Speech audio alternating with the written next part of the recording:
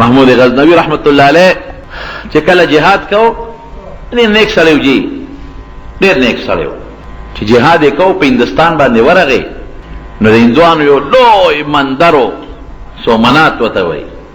نو خواجه ابوالحسن خرقاني رحمت الله علیه په هغه زمانه کې لوی بزرګ ابوالحسن خرقاني رحمت الله علیه ته وایي چې صاحب په سومنات حمله کومه خو فتح کول آسان کار نه ګران کار دی ځکه د مسلمان فوج کم دی او دشمن هندو ډېر زیات دی بلای چې د مسلمان فوج ستړی شو هغه د قندهار او د غزني او د افغانستان نه راخطا یو دی په دې علاقه راغلی او دا چې کوم خوست او د پکتیا علاقه د ټولې فتح کولې چې راتل علاقه به فتح کول او اسلامي نظام به جاري کو او بیا زمونږ د تیرا علاقې سره او د پالچینار او د دې علاقو په دې میانس کې راغلی او بیا دې کوهاټ او دې طرفونو نه بیا زمونږ د سیمې ته راوړېدلې دی او د دې نه نښتلې دی د لاهور په لاره باندې هندوستان او ته پته چې دونه مزل یو فوجو کې نو مړیم ته کېږي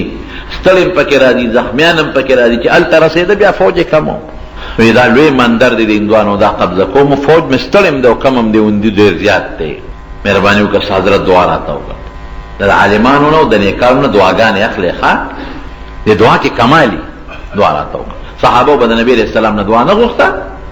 او وروسته تابعینو به د غټو غټو صحابو نه دعا غوښته دعا راته وکړه ابوالحسن خرقاني رحمت الله علیه ول خپله چوغه ورکړه بچی دا والا محموده ته مجاهده الله به مدد کوي او بیا د هندو مقابله کې مجاهده الله به مدد کوي خدا سے کار کو کله ته مشکل پیښ شو دا چوغه مخکې اقدا او الله چوغې نه مدد وغواړه الله نه به الله ته وایي چې الله دا چوغه داسې سړی دا چې ستاسو د هغه په منځ کې یو نسبت شته نو خدای د هغه نسبت د خاطره ماله فتح محمود غزنوي رحمت الله علیه چې کله جنگ شروع شو دشمن په ډېر زیات او دا کم او د مرګري ستړي مو نو دی او یاري چې به زما مرګري خو ستړي دی او پکې به دنیا زخمیان هم شو دنیا شهیدان هم شو او دا باقي ختميږي او بس بیلو جنگ سوکو وطن هم پردی دی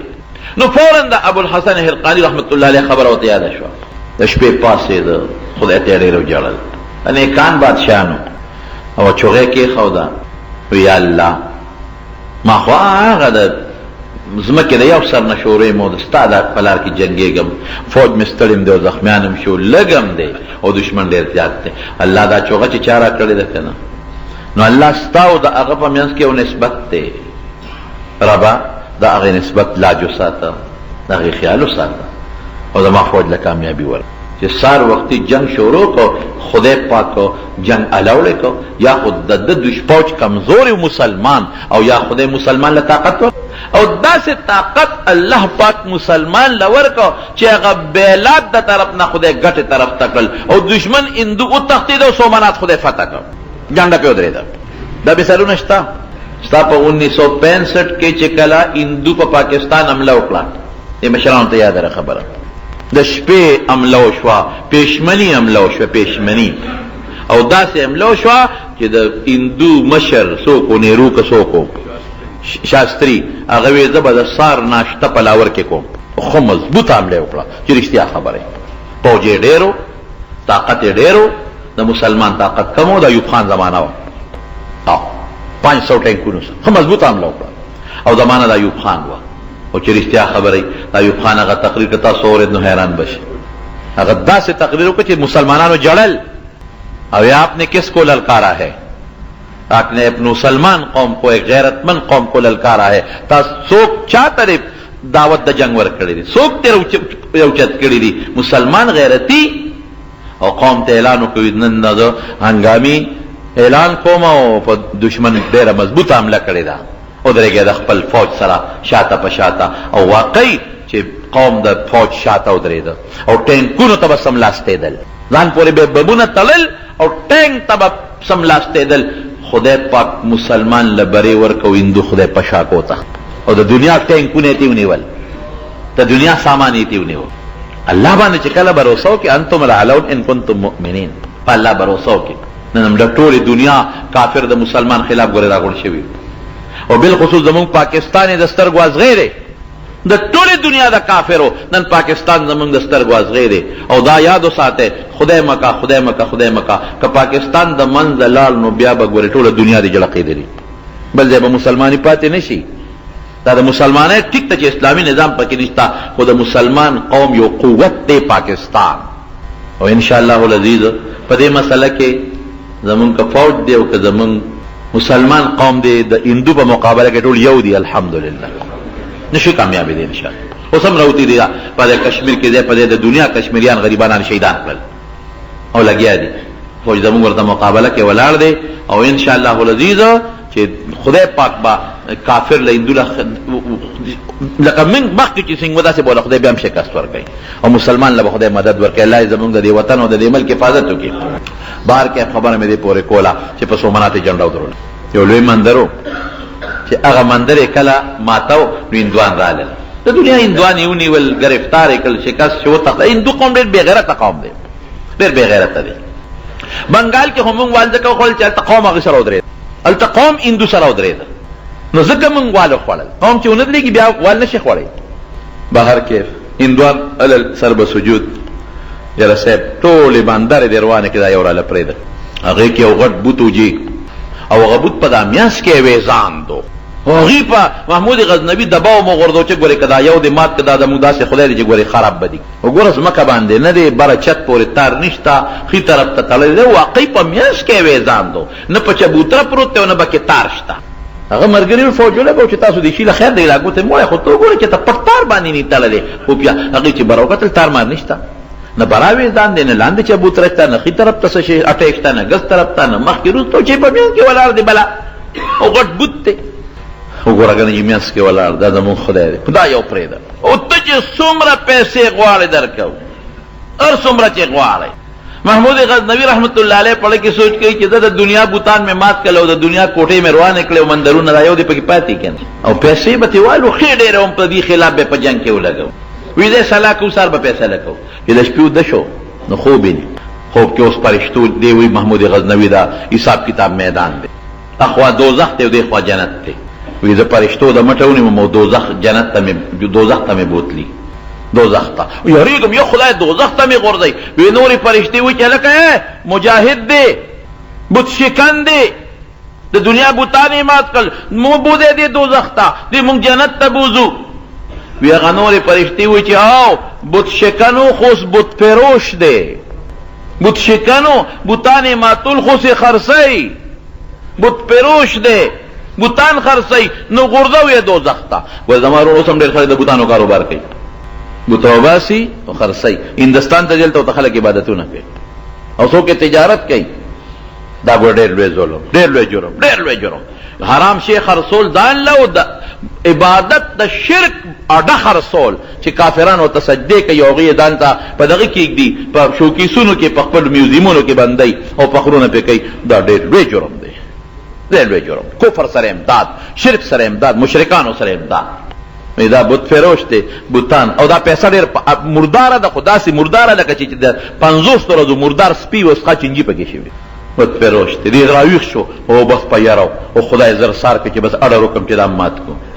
څونه او هغوی ورته د دنیا پیسه ویلې وه چې دونه پیسه درکړو، خو دا راته پرېږده. وسار چې پاسېد وي نه نه بس بېګا مې خوب لیدې را ماته وی ده. وي شي دي بلا سره څوک و وي بس بلا پرېږده کوټه روانه کړې، کوټه روانه کړې بلا سره په خپله ګورو. خو چې په کوټه شروع کړو یو دیوال یې وغورځو، چې دا دیوال یې وغورځو، بوټ داس چې هغه دیوال له لاړ.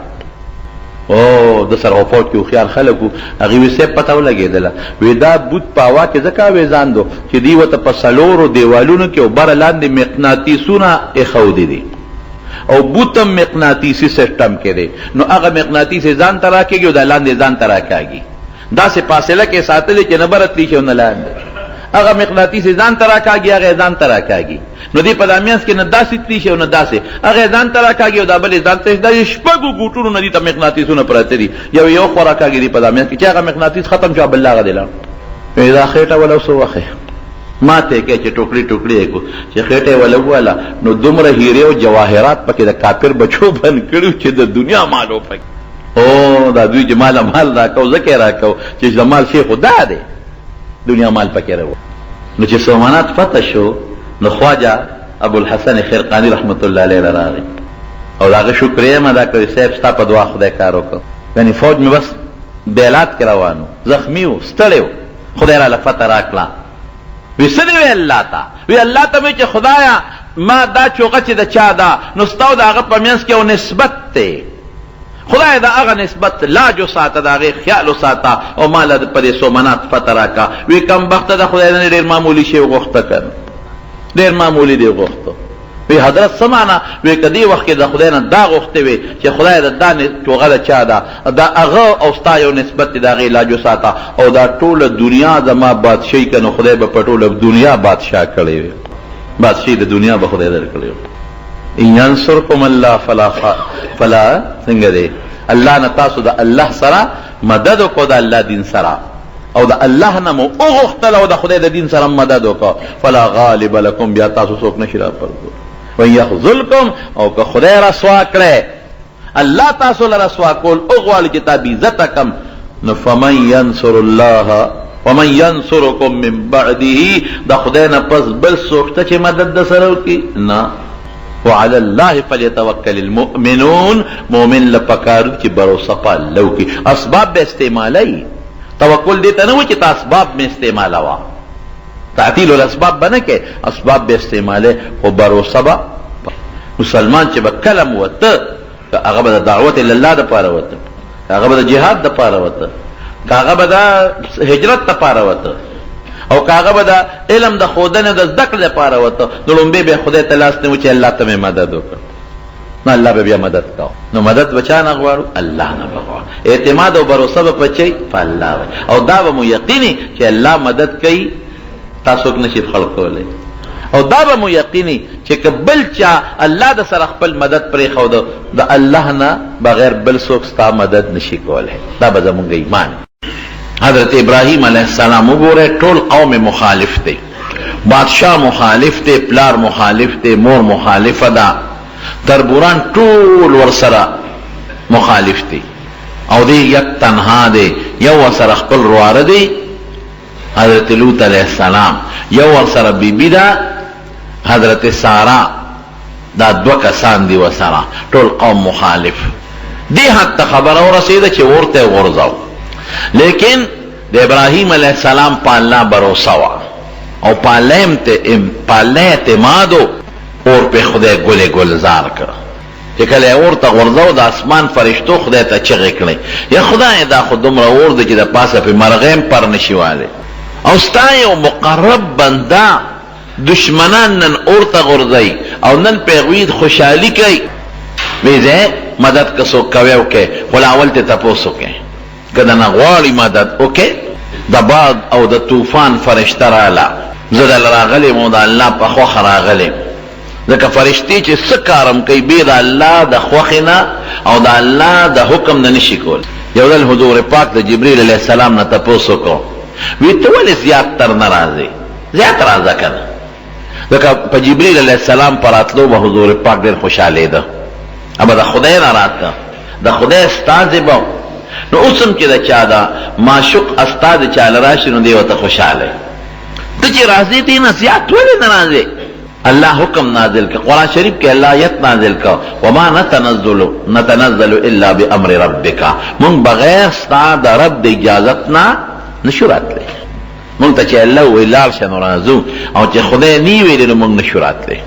نو فرشته ورته وایي چې ما د الله نه اجازت غوښتی دی اوس به دا اور اوچت کم طوفان زلزل براولم او د نمرودیانو په دا کورونو کې به وردن نکم تا به بچ کم دا ټول به وسوځي په خپل ځان به کم ټولې کوټې ورڅه به وله وسوځو خود الله وایي چې تپوس دې وکړه واما الیک فلا تا تاجت نه نه نه الله ته ځان نه غواړم دومره په الله بروسه حالانکه چې او ته وی الله نه اجازت غوښتې دی خو الله وایي دنه تپوس وکړه خبره خلاص دې کې څه دي باران والا راځي که ته حکم کې چې اوس باران حکم اور بمړ کم الله وی کو سره مدد خو تپوس ته وکړه اما الیک فلا تا ته مې جت نشتما الله اینی الله مې وین بس الله خوشاله دي سو دې سوځم سمات مقصد څه دی دا الله رضا الله خوشاله دی او دې سوځم الله په خوشاله نی بچپن کې نه کې څه دی اورته ورځو الله فورا حکم کوي اورته یا نار کونی بردا و سلاما علی ابراهیم په ابراهیم یخشا خدا سے یخم نه جدل ضرر ورکه معتدل چې ډېره یخني پکې نه هم اقا اور کې نمرودیان ورته نشو نږدې کېدلی د ټال په ذریعه ورته وروغورځاو ابراهیم علیه السلام پکې الله محفوظ کړ ان ینصرکم الله فلا غالب لکم الله وایي چې زه ستاسو مدد کوم تاسو څوک نشي راپرځولی تاسو ته څوک نقصان نشي رسولی تاسو نشي بې عزته کولی تاله مالی تاوان هم څوک نشي درکولی او چې زه چا مدد کوم دا دې مدد یې وکړو او بعینه دا یو مسله زمونږ د نبی کریم صلی الله علیه وسلم یو امتی ته پېښه ده مسیلمة الکذاب د نبوت دعوه کړې وه د حضور پاک په زمانه کې دوه کسانو د پیغمبرۍ دعوه کړې وه غټ یو مسیلمة الکذاب او بل اسود عنسی دواړو د پیغمبرۍ دعوه وکړه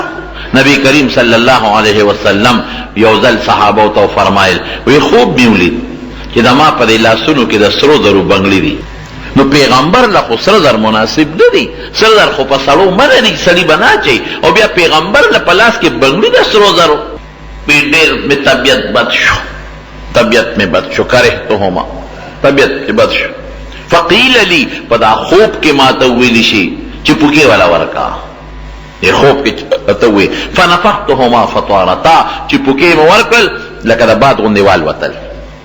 ختم ویلی شو والوتل واپس صحابه او تپوس کې الله رسول تعبیر سره وی دا دوه کسان دي مسیلمة الکذاب او اسود عنسی د پیغمبرۍ دعوه کړې بوج را باندې راغی په دماغو باندې ولی ځکه نبی علیہ السلام فرمایي لا نبی بعدي ما نه پس بل پیغمبر به نه راځي انا خاتم النبیین د ټولو پیغمبرانو اختتام په ما شوی او حدیث پاک کې راځي مضبوط حدیث دی چې نبی علیہ السلام فرمایي زمو د نورو پیغمبرانو مثال دی یو بلډینګ دی یو بلډینګ سړی جوړ کې او ښې خشته ښکلې او د یوې خښتې ځای پکې پاتې شي نو یو سړی راځي او په دې بلډینګ چکر لګوي یاره ډېر اعلی محل دی ارمان چې دا یو خښتې ځای پکې خالي پروت دی دې سره دا بلډینګ لګي او پټې خشته نه ښکاري که دا د یو خښتې ځای پکې پوره وي نو څه به وه نو نبي علیه السلام فرمایي دغه خښتې ځیم د پیغمبرانو بلډینګ خدای په ما پوره کړی دی نو دا په ما بوج شو خو دا ښه شوه چې د ما ته الله وښودل چې دا دواړه به په یو پوکي ختمېږي او واقعي په یو پوکي خدای ختم هم کړل نو حضور پاک امت صحابي دا یو تابعی دی ابو مسلم خولانی مسیلمة الکذاب گیر کړ چې ګیرې که ځان ته را پیش کړ وی په ما به ایمان راوړې ما به پیغمبر منې وی زه خو تا پیغمبر نه منم ته خو پیغمبر نه پیغمبر خو زموږ محمد رسول الله دی صلی الله علیه وسلم بل څوک نشي کېدی وی اور کې دې غورځوم وی خوښه دې خپله چې مې غورځوي غورځوم اور یې بل که غرغنډی که او خلکو ته وی دې زما نبوت نه مني زما پیغمبري نه مني دله سزا ورکوم ډېر لوی خلک و د یمن ورپسې غیر چاپېره چې اور یې بل کوي دې اور کې دې غورځوم وی ته به مې رستو غورځی د ورته مخکې ټوپ کوم ته مې رستو غورځی د مخکې ټوپ کوم او ابو مسلم خولاني رحمت الله علیه هغه وی بسم الله الرحمن الرحیم الله اکبر د الله نه مدد دی دوس بسم الله الرحمن الرحیم الله اکبر او خو مضبوط ټوپ رستو شو غریوانو په اور کې وردن نشو او چې څنګه اور ته پریوت اور په الله لکه د ابراهیم علیه السلام پشان ګولې ګلزار اخوام پکې لار دی خوام لار په دا اور په دا میانس کې چکرې لګي او پکې ګرځي نه اختبار راووته مسیلمة الکذاب پوه شو چې وای دا خو نه خبره بل شان شو هغه خيارو چې اور دته نقصان نه رسو ضرر وته نه رسو نو معلومیږي دا چې دله موږ تکلیف نشو ورکولې هیڅ تکلیف نشو ورکولې او کدی دا ما په علاقه کې وی نو دا بیا الغم دی اوس په سبا دي دا نور مرګریم پیدا کی او کې دې چې د تخلف ګور چې دې په حق دی او مسیلمة الکذاب په دروغ دی نو ما دا مرګري مانه ونړي دې راو غوښت ودا شکار وکا چې بس تا سزا دار چې د ما د وطن نوزا د وزم بالکل وزم ولی وزم ما سره الله ډېر لوی مهرباني وکړه زه خدای اور کړم او تیرا ته پړ کړې په ما خدای اور ګلې ګلزار کړ او تاسو ټول زما دشمنان مخالفین یې اور ته غورځولم او خدای زه بچ کړم نو دا هغه الله د رضا دپاره زه ستا د وطن نه وځم او کوم وطن ته ځم د نبي کریم صلی الله علیه وسلم وطن ته ځم حضور پاک له خواله ځم نو نبی کریم صلی الله علیه وسلم دا مدینه منوره ته روان شو هلته صیبه یو لویه پراپیګنډه شوې وه لوی خلق خبرو چې دقه سه مسیلمة الکذاب یو سړی ابو مسلم خولانی اور تا غرزول دی اور په ګل گلزار دی دغه دا خبر ډیر زر خوريږي. حضرت ابوبکر صدیق دغه وخت مسلمانانو خلیفہ دی، هغه ته خبر رسیدلې دی. حضرت عمر فاروق رضی الله عنه ته خبر رسیدلې دی. صحابه ته چې دا سړی به څنګه وینو، دا څومره د لوی مرتبه خاوند دی. دوی چې راغی مدینه منورې ته او جمعه تر دن نشو، اتفاق ته ګورلم به ملاقات د حضرت عمر فاروق رضی الله عنه سره وشو. الکه میلمه او میلمه کوم نه راغلی؟ زه خو صاحب د یمن نه راغلی. یاره په یمن کې یو خبره مونږ اورېدلې ده چې یو سړی دی ابو مسلم نوم دی خولانی او هغه مسیلمة الکذاب اور ته غرزولې دی او اور په بالکل سوړ شوی دی، اور په ګلې ګلزار دی. چې دا خبر رښتیا ده؟ عمر ته تپوس کوي ته خو دغه علاقې ته پته ده، دا خبر د معلوم دی، ته خبرې دا رښتیا ده؟ هغه ته خندل. وی ولې دی خندل؟ وی چې هغه څوک اور ته غرزول الله په اور ګلې گلزار کړی دی نو ستا مخ کې ولاړ دی. عظیم وی خطې وی یو څنګه رالی؟ بس هغه وی وزه ما د وطن نه ما وی چې کوم پیغمبر د برکت نه الله ما سره دا مدد وکړو، زه هغه پیغمبر کړي ته ولې نه ځم؟ حضرت عمر فاروق زر د مټونی و وی راځه خلیفہ د نبی علیہ السلام لدی بوزم. حضرت ابوبکر صدیق له بوته. ابوبکر صدیق ابوبکر وی خبره یاد ده څه؟ وی هغه کم چې مسیلمة الکذاب اور ته سړی غرزول اور په ګلې گلزار او کنه عمر دا خبره مې اورېدلې ده او ډېر خلک لګیا دي. وی هغه دا مخکې دی ولاړ دی، دا کس دی. سوی وتا ابوبکر دا هغه سړی دی چې الله د نبی کریم صلی الله علیه وسلم په امت کې په د ابراهیم علیه السلام یاد تازه کړ. د حضور پاک امت کې الله په د ابراهیم علیه السلام یاد تازه کړ. چې ابراهیم اور نسو دی خو پیغمبر دی، د ډېر لوی درجه خاوند دی،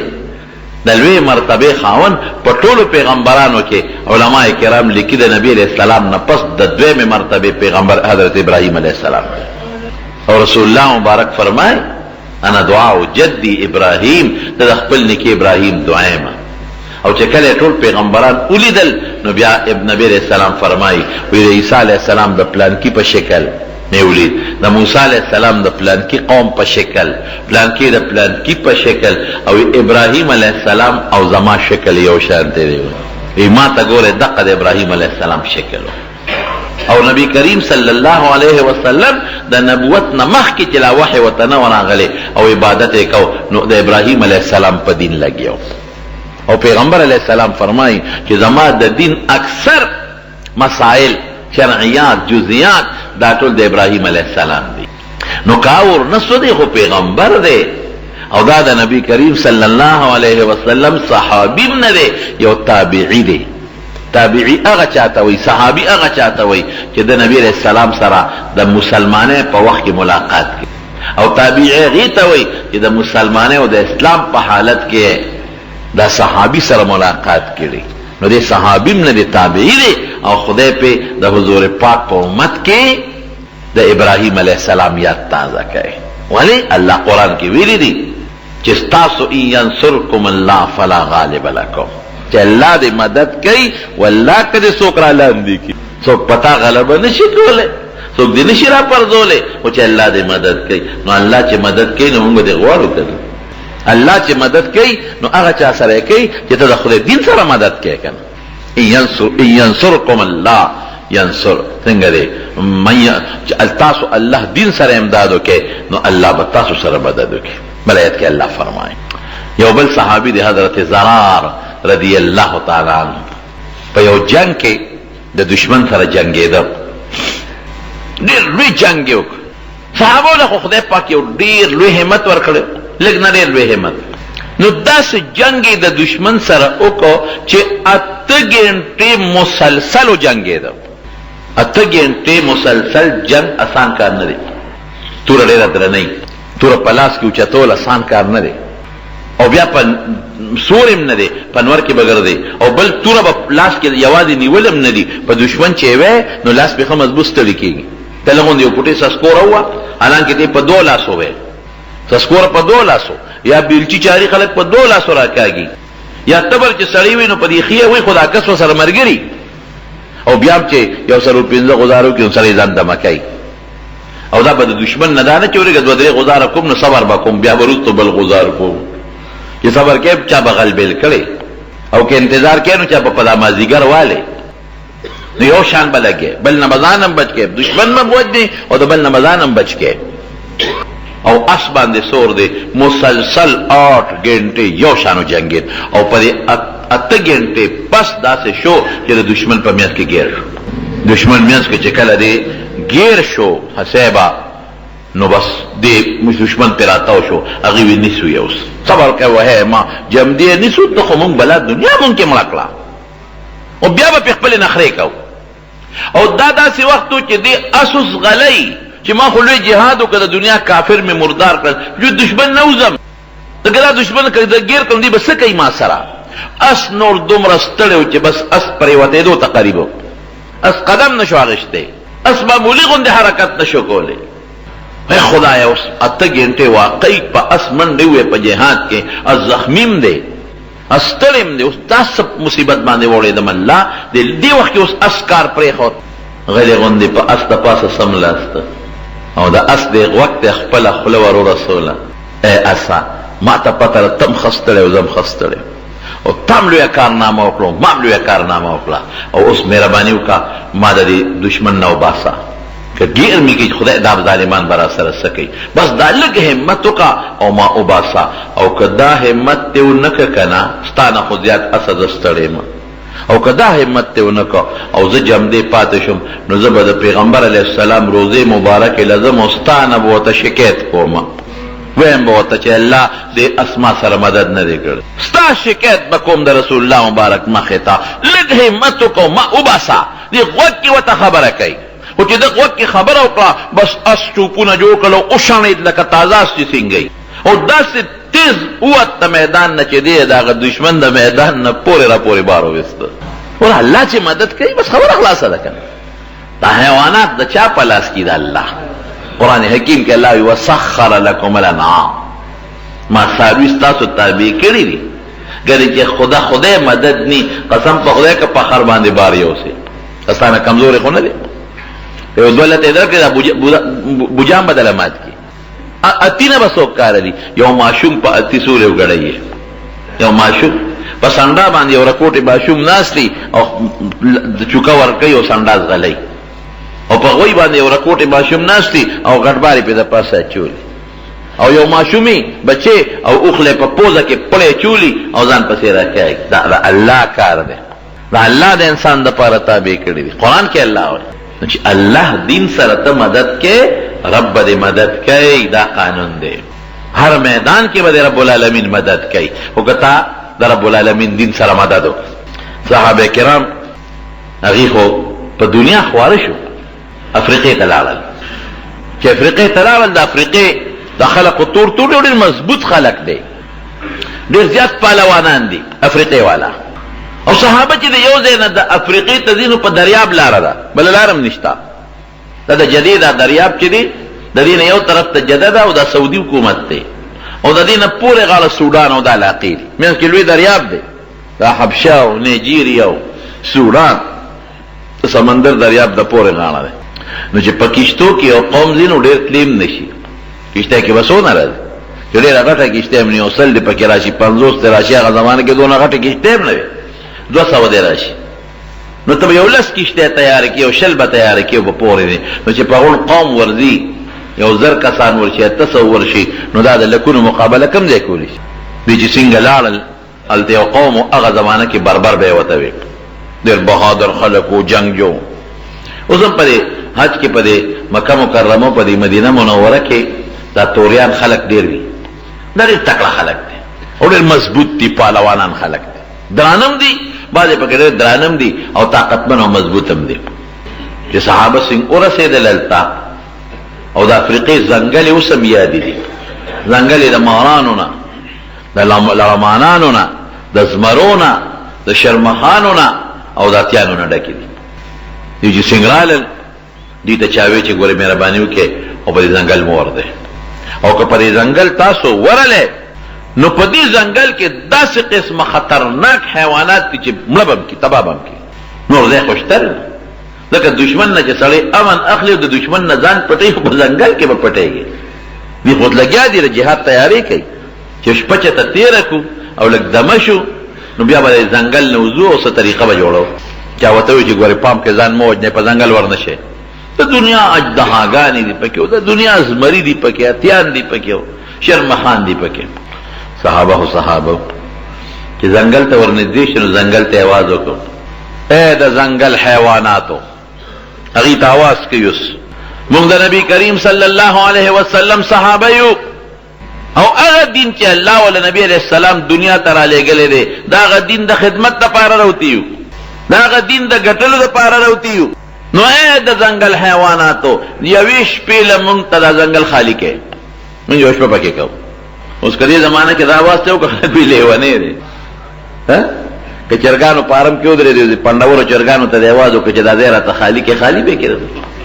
او یا دا غوی په اخور کې ودرېد یا خر دا ځای ولاړ وي خر په سړک د پاسه ولاړ دی هغه په سړک په منځ ولاړ وي چاته خو لاره هم نه پرېږدي او تا ورته وایي خره زه خو ډېر پټکې مې په سر دی او دغه یم ملا یا طالب یم او مهرباني وکړه دا لار راته خوشې کړه رښتیا وایه ته بیا خوشې کړي او وایي تر دې خواشه چې پته دې ولګي خر خو په دغه ولاړي په ریلګاډي په پټلۍ ولاړي هلته په ریلګاډي را روانې دي ورته په یو سترګه ګوري چې ته خو رانږدې شې چې برغې لتې در کو به که نه در کو چې ریلګاډي پرې راشي نه بیا خر یې ونه لتئ هر څه بېغمه داسې به وکړي د سره صحابه کرام ول آواز ورکوي نن شپه مونږ راغلي یو او مهرباني وکړئ دا ځنګل مونږ ته نن شپې له خالي کړئ مونږ پکې شپه کوو او چې بیا مونږ شپه وکړو نو بیا وله تاسو راځئ خپل ځنګل لم قسم دی چې حیوانات د ځنګل نه داسې روان شو لکه چې یو سړی د خپلې ګډې چیلې د ځنګل نه شړي داسې روان شو او زمرو چې کمې زمری دي ښځې دي هغې خپل بچي په خولو کې ونیول او په منډه تښتېدل او اتیانو خپل بچونه خلطمونه تاو کړل او تختولې او ماران او چې څومره حیوانات او درندګانو په یو سال په شړو روان دي او ځنګل خالي کوي چې ځنګل ورته خالي شو نو صحابه وردن نه شو شپه پکې وکړه بربر قوم چې رالل خبر شو چې دا لا کوم خلک دی دا تاسو سره څه دم چوپ دی موږ خو دې ځنګل ته راتلی نه شو موږ نه خو چې څاروي راشي رالی کټ کټ کي موږ نه خو چې ګډه راشي رانه قلب کي دې ته خو موږ نږدې نه شو راتلی او دا دومره په سوونو زرګونو موږ په خپلو سترګو ولیدل چې زمري روان دي تښتي او بیا داسې سړي تښتي چې کوم اوسۍ دی ځي هغې ورته غږ هم نه کوي حالانکې دا خو د یو بل دشمنان دي ځنګل کې چې کوم حیوانات خو د یو بل دشمنان دي نو داسې امن سره روان دي ته به وایي چې دا ټول د یو بل رور خور دي دا تاسو سره کم دم چوپ دی وی موږ سره دم چوپ شته که نه تاسو ته به مو ښایو څه دم چوپ دی هغه د ایمان او د اسلام دم چوپ دی د نبي کریم صلی الله علیه وسلم د ملګرتیا دم چوپ دی دا موږ ته نه ښایي چې دا دم موږ زده کړو دغې له راغلي یو چې دا دم درته وښایو که نه دغې له راغلي یو هغه ټول بربر قوم چې په کلمه نه په اودس هم نه پوهېدل هغه بربر قوم چې جامو اغوستو باندې هم نه پوهېدل هغه بربر قوم چې بربن به ګرځېدل په ځنګلونو کې به ښځې او سړي او جینکۍ بربن ګرځېدل لکه د سارو په شان ژوند به یو بل سره تېرو هغه بربر قوم چې هغوی په یخ او په ګرم هم نه پوهېدل هغه بربر قوم چې تهذیب نه نو خبر انسانیت نه نو خبر او په ځنګلو کې به یې داسې ژوند تېرو لکه د سپو په شانتې او د ځناورو په شانتې مږې به یې خوړلې پیشوګانې به یې خوړلې او چې پکې به کم ناجوړه شو کم سړی به پکې ناجوړه شو نو هغه خپل ناجوړه پلار تره به یې حلال کړو د هغه غوښې به یې خوړې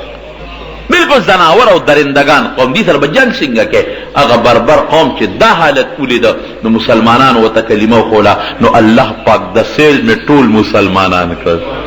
د رسول الله مبارک په دین کې ور داخل شو د سیل مې ایمان او مسلمانان جامع او پیجندله خدای او پیجند رسول او پیجند خزه او پیجندله خور او پیجندله مور او پیجند یخ او ګرم او پیجندل او انسانان ته جوړ شو دا ګوره ته زه حقیقت وایم چې اسلام او ایمان سړي د انسانیت ښایي چې کوم سړی د اسلام نه بار دی زما په ذهن کې دا د سر نه انسان هم نه دی دا کافران تاسو څومره خلک وي ټکنالوژي د اوجد یې جوړ کړو ایټم یې جوړ کړو پلانکې جوړ کړو ډنګلې جوړ کړو ټیک ته دا خو یو ذهن خدای چاله ورکړي او چې ذهن د یو طرف ته متوجه کړو الله د سره مدد کوي او قرآن حکیم کې الله اعلان کړی دی كلا نمد هؤلاء وهؤلاء من عطاء ربك وما كان عطاء ربك محظورا. الله وی که مسلمان دی که کافر دی زه سره امداد کو او دا امداد زما دا ټیکنالوژي امداد دا ساينس امداد دا وسره ز کوم دا د ایجاداتو امداد دا هر یو سره کوم مسلمان سره کوم کافر سره کوم وما كان عطاء ربك محظورا. الله وی زما دا عطا بند نه د تر قیامت پورې چې څوک دې ته توجه کوي وسره کوم او مسلمان توجه نه کړي هغه توجه کوي. ستا مسلمان سیاستدان دی التتلی دی انډیا ته هندستان کې او ورشو ګور هغه څه نه کوي. ستا مسلمان سیاستدان دی په فرانس کې لګیا دی څه نه کوي. ستا مسلمانان دي او په نورو ملکونو کې دي او لګیا دي ایجادات هم کوي او ارسم کوي. نو دا به نه وي دا خو عقل دی انسانیت پکې ولې نشته. د حیوان او د انسان فرق څه دی؟ حیوان مور خور لور نه پیژني انسان به خور لور مور او ښځه پیژني. نو رښتیا وایي چې د اسلام نه باري نو دا حیوانیت پکې دی که نه دی؟ نه خور پیژني نه پردی پیژني نه خپله پیژني نه سړی خپل میړه پیژني خو چې چا پې لاس واچو هغې سره ځي چې څوک یې خوښ شو هغې سره ځي که جینۍ ده او که واده کړې ده او که ناواده کړې ده او د سړي چې څوک خوښي نو ځان سره روانوي. نو دا خو انسانیت نه دی. دا کوم انسانیت دی؟ د حیوان او د انسان په منځ کې خو فرق دغه شی دی. دا فرق دی لکه نو انسان او حیوان کې څه فرق دی؟ خوراک هغه هم کوي هغه چې خدای کوم خوراک پیدا کړی دی. تا ته چې څنګه دا سوچه غوښه د قصاب نه راوړو ځان لې پخه کې او خوند له درکوي هغې چې مرداره کې خوله ورکړي دي نو له زیات خوند ورکوي. هغه دغه خوراک دی که تا ته چې روجې او پولو پروتي او تا له هغه سین خوند درکوي نو ته ورشه غوا ته روجې او پولو واچوه نو کرکه به ترې ورځي او شنه ښه مزېدار پندونه او ونډه ورته واچوه د پاسه پې له ګوړم ورته ور واچوه تې تماشه کوه څو نو په خوند یې خوري. خوراک خو هغې له خدای ښه ورکوي ما استانه ولا ښه ورکوي. ځان ته سړي نه اړه کېږي او څاروي ته اړه کېږي. ولې تپ په شیرانه نو ما خو په 80,000 اخیستلې بیا خو په 40,000 هم نه خرڅېږي. نو ورکه چې ښې صرف کړم چې په 80 مې هغه چې 1 لک وراله وکړي وګوره انسانګانو ته چې حلالې کې د یواز ګوته ورکې وګوره دا په څه دي دا په ګیا او که ته وایې چې یاره څاروي خو په یخ او ګرم او کوټه نو هغه له خدای داسې سرمن او داسې ویښته ورکړي چې هغې په دغه څیزونو نه پوهېږي.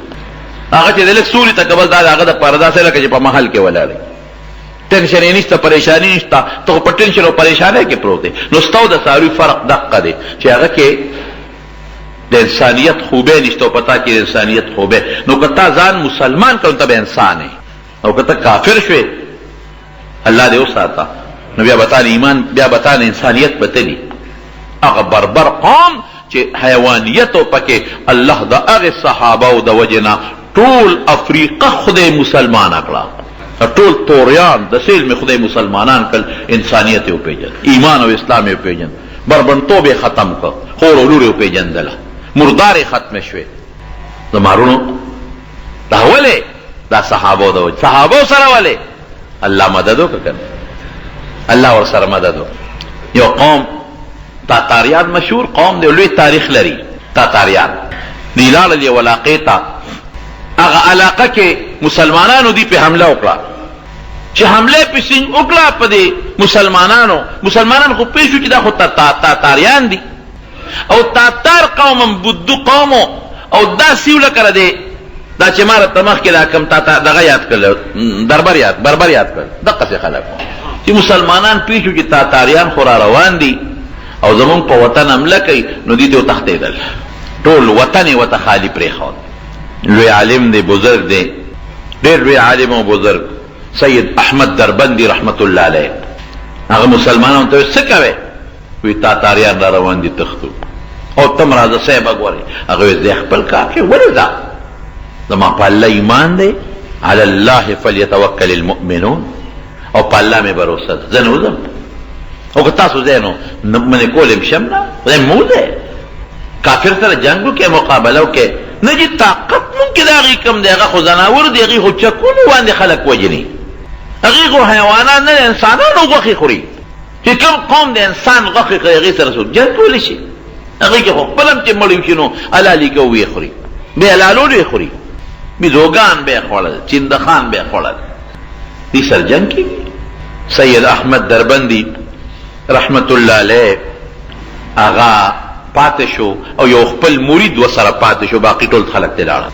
د تاتار چې کوم شهزاده و چې دوی سنګرال قوم کلی خالی پروت دی او خلکو ځان سره ضروري سامان وغه تختولی دی پریخې دی. نو دته قوم وی چې خلکو خو مسلمانانو خو ملک خالی کړي، دربند خو خالی پروت دی. وی ښه خالی دی. وی یو کس وی نه صاحبه خالی پروت دی، خو په یو جومات کې یو بوډا سپینګیری دی او یو ورسره بل یو شاګرد دی، سید احمد نومې دی. مونږ په لاس خپه شو، هغه مته ونه کوو، هغه په جومات کې دی، ورې څوک نشته، ښځې نه راوړل ټول تللی. وی دقه دا ولې پاتې دی؟ دی ونیسئ او په خپو کې ولا بیړۍ واچوئ، زنځیرونه، او لاسونو ته ولا کړی واچوئ دواړو له، او مال یې راولئ.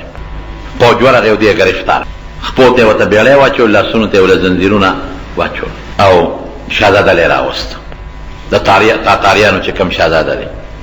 هغه شهزاده سید احمد دربندي رحمت الله علیه ته وی لکه تا ته پته نه و چې زه راځم دربند ته؟ وی پته وراته، دا راته پته نه و چې زه د جنگ په خیال لازم، د مسلمان د وجلو په خیال لازم. وی پته وراته. نو دا ټول خلک چې وتښتېدل زما د زور نه او زما د هیبت د وجې نه، نو ته ولې لا نړۍ؟ ته ولې ونه وتې؟ وی بس ونه وتم نو. ښه ونه وتې؟ ولې ونه وتې؟ زما د فوج نه ته نه یېرېدې؟ هغه وی ستا پوج څه شی دی او ته څه شی یې؟ اوس په لاسونه هم تړلي دي او خپې هم په زنځیرونو تړلي دي، بیړۍ وته. ستا پوج څه شی ته څه شی یې؟ ما د خدای د کور نه چا پلار هم نشي ایستی. دا وی تا لکه لیونی که روغې، دا موږ راونه وستې. ته وایې د خدای د کور نه مې څوک نشي ویستی، دا خپل هم پوت هم د زنځیرونه وانه چول، لاسونو کې هم د زنځیر نه یې چولې، روم نه ویستې، او ته وایې ما د خدای د کور نه څوک ایستی نشي. ملګرو ته سړی خو لیونی ښکاري او پاگل دی. تاسو لیونی نه، خو ټیک ده ځکه چې نه دی ورته سړی لیونی دی. خو ما څوک نشي ایستی، هغه خدا دې موږ ایستی او دا بیا هم دا خبرې کوي. شیخ احمد دربندي رحمت الله علیه ورته وی زه لیونی نه یم، ته لیونی، زه روغ یم. نو ته څنګه روغ یې؟ ته چې ما رایستې؟ وی ستا زنځیر څه پات کړی دی سي، دا ستا زنځیر دی، او چې لاس دې زور ورکړ نو ټوکړې ټوکړې ته خوا پرېوته. او وی دا ستا کړی دی، او چې خپل یې زور ورکړ نو کړی ټوټې ټوټې خوا پرېوتې. وایه څه وی؟ ودې تړم په دا زنځیر، تاسو تړم، راویرم دا سټ کې لواچو، بس په هغه هیبت پرېوت. تاتاري شهزاده باندې هیبت و چې خدای داسو غټ زنځیر موړقولو سره ټوکړې ټوکړې پرېوته، او غټ زنځیر خپل قول سره ټوکړې ټوکړې پرېوته. واقع راوانې دي اثر پرې رااله نه وای، او لوی زنځیر دی، خو راته اسمرۍ ته واچو، خو د ده نه مې څوک خلاصوي. نه نه بس بس بس بس ټول لاړل، تاسو دوه دی، یې خیر دی، زه هغه جومات ته. خو دا په دې مې پوه کړه چې دا طاقت تا کې د کوم ځای نه پیدا شو. مقله تا ته ونه وي چې زما په الله مدد امداد دی، الله نه امداد غواړم، زما په الله بروسه ده. ته نه خبر، تا ته ما قصه ونه کړه، او چې دا الله باندې چا بروسه نو الله ورسره مدد کوي. بادشاه شهزاده هوښیار و، ورته ویل داسې وکړه دې پرېږدی، به دا سړی به دې جومات کې ناست وي، غږ به م ورته نه کوې، ډوډۍ خوراک انتظام هم وله کوې، باقي چې مسلمان پرې نه دی. خو دا تاتاري چې کوم شهزاده و، دی به کله کله دی شیخ احمد صاحب لا دربندي لته یو یقین پیدا شو چې دا سړی څوک دی. بس د دې سړي له الله څه طاقت ورکړی دی، نو کله کله به ولته ما ته دوا وکړه، ما له په شا لاس راکاږه، ما له په مخ لاس راکاږه، کله کله به ته. او دا علما او دا بیا نیکان علما دا ډېر هوښیاران پوه وي، هغه مو ورته غږ نه کوو. یو ځل ولی لاړ، وی صاحب ما ته دوا وکړه. وی بچې تا ته زه څنګه سړی ښکارم؟ وی ته خو ما ته رسېدونکی سړی ښکارې. زه سره وجه نه رسېدلی یم. وی دې نه ما ته پته نشته. وی ګوره زما رسېدل دی چې زه مسلمان یم، زما په الله او په رسول باندې ایمان دی. نو بچې کلمه وایي مسلمان شه. هغه شهزاده ورته وایي باباجي که زه مسلمان شم او ښکاره کولی نه شم نو د مسلمانۍ څه فایده؟ ما خو اوس دې خلکو ته چې زه مسلمان یم، خو دا ټول ما وجني، اوس به مې څوک مړ کړي، زه خو ښکاره کولی نه شم. وی بچې اوس یې مه ښکاره کوه، خو چې کله خدای پاک تا د دې ټولې علاقې بادشاه کړي نو بیا یې ښکاره کا. دا ایمان دا دې وروستو ښکاره کا چې د ټولې علاقې بادشاه شي. وی زه به د علاقې بادشاه کېږم، وی او زما دې زړه ته الهام کېږي چې د دې ټول وطن به ته بادشاه کېږي، ما ته الهام کېږي د دې ټول وطن بادشاه کېږي به. وی هغې پورې که زه پټه ساتم د ایمان، بلکل پټ ساته، زه برته لمونځ چل وښیم، زه برته ایمان وښیم، زه برته نور د دین څیزونه وښیم، ځان پسې کونډه وهه کوټه کې دننه پټې کوه، چا ته مه وایه. خو دا را سره واده وکړه چې کله د ټول وطن بادشاه شوې نو بیا به دې خپل ایمان ښکاره کوې. وی بس واده شو، شهزاده پټ مسلمان شو. الله هغه بادشاه دی 13 کاله پس دا تاتاری شاهزاده 10 کاله پس د دې ټول وطن بادشاه شو، او چې د ټول وطن بادشاه شو یقین نورم مضبوط شو چې ما ته خو شیخ احمد دربندي رحمت الله علیه خبره کړې وه، نو خلک یې ټول راغونډ کړل او ټوله قصه یې ورته وکړه، اول نه اخر د زنځیر نه اخره پورې. او ای بچو دا ماله چې بادشاهي میلو شوه او دا تاسو ته چې کامیابي میلو شوه دا صرف او صرف د ایمان د برکت اوسه پورې مې پټ ساتلی و. اوس یې ښکاره کوم تاسو خو خدای که مدد مې راس کوئ ملګرتیا کوئ او که نه کوئ. الله ټول تاتاریان هغه بیهوده قوم خدای ټول مسلمانان کړل. علامه اقبال یو شعر دی که نه وی ہیں آیا شورے ہیں آیا شورش تاتار کے افسانے سے، ہیں آیا شورش تاتار کے افسانے سے، پاسبا مل گئے کعبے کو صنم خانے سے. تاتاریانو سونم شورش و سمرم په خلکو کې مشهور و سونه سو، خو چې الله غواړي نو دشمن خدای د بیت الله محافظین جوړوي. ان ینصرکم الله فلا غالب لکم. رب العالمین قرآن حکیم کې چې اعلان وکړي او د خدای خبرې رښتیا وایي هغې کې څوک دوی به ویلی شي نشي ویلی.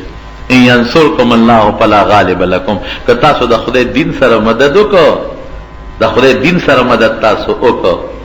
او د الله نه مو مدد وغوښت، مې وختي داسې خبره کړې وه، الله نه مو مدد وغوښتو، خپله معنا څه ده؟ ان ینصرکم الله، چې تاسو سره الله مدد وکړي، الله نه مدد وغواړئ نو الله به مدد در سره وکړي. ان ینصرکم الله، که الله در سره مدد وکړي، د خدای نه مدد وغوښته او ولې بل آیت کې راځي د خدای دین سره تاسو مدد وکړو، فلا غالب لکم، څوک هم نشي را پرځولی، څوک نشي را پرځولی.